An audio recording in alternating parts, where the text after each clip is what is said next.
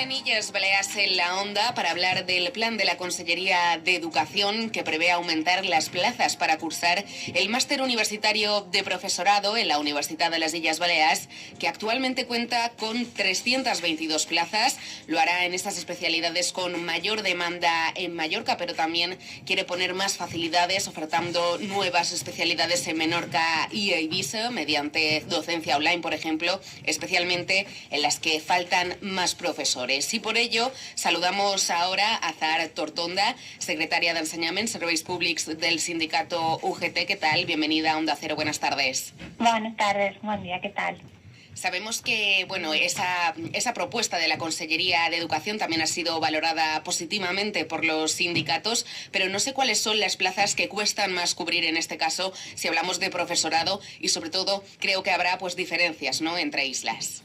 Exacto. Bueno, las grandes plazas que siempre queden per cobrir solen ser sobretot en Eivissa, Menorca, Formentera i també hi ha aquí també a Mallorca, informàtica, matemàtiques, català, tecnologia, certes especialitats de formació professional i orientació educativa en general. Però és cert que hi ha una manca de docents important i per això nosaltres valoràvem molt positivament l'ampliació de places per tal de facilitar l'accés a la docència de tots aquells que vulguin incorporar-se, no?, al col·lectiu docent, perquè és cert que aquí a les Balears tenim una mancança.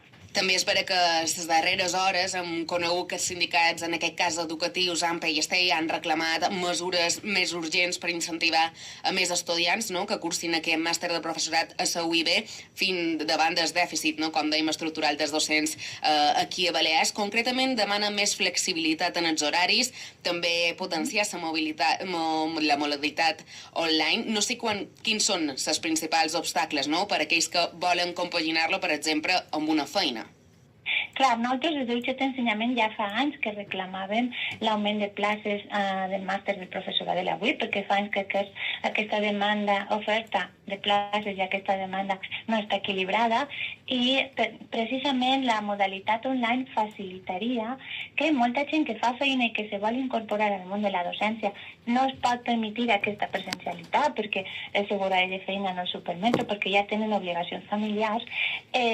Aquesta modalitat online flexibilitzaria la possibilitat de que aquestes persones poguessin cursar també el màster del professorat, i entenem que això seria molt positiu de cara a nutrir-nos de docents que pas ja són professionals amb experiència, no?, en el sector laboral.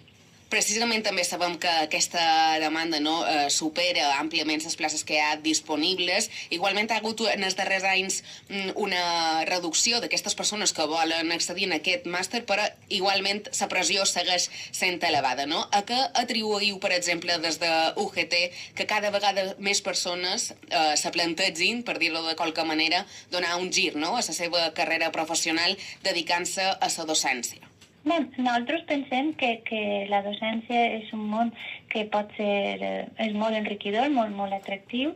També és vera que hi ha que fer millores perquè les coses es compliquen, sobretot per el cost de la vida, i això s'ha de millorar de qualque manera, amb una millora de la carrera professional dels docents, que nosaltres ja demanem, amb una millora també del complement de difícil cobertura, del complement de molt difícil cobertura, que per exemple aquí a l'illa de Mallorca encara no hi és, o les especialitats de difícil cobertura dels funcionaris que estan cobrint aquestes places a Eivissa, a Formentera ja es cobra, a Eivissa i a Menorca, aquestes places ja catalogades d'especialitats de difícil cobertura també poguessin cobrar aquest complement de molt difícil cobertura.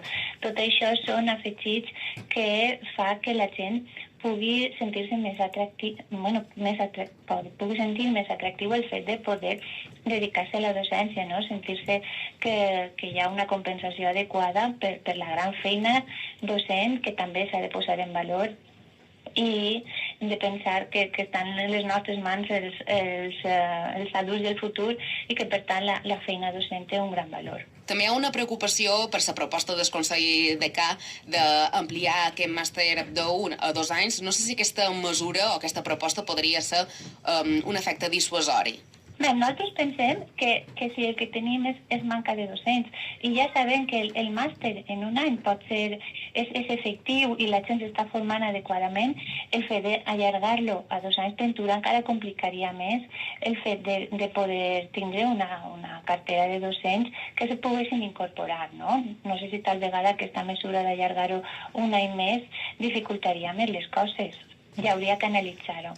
I estarem pendents també de com evoluciona de la proposta concreta de la Conselleria d'Educació, d'aquest augment de les places del curs del màster universitari del professorat de la UIB.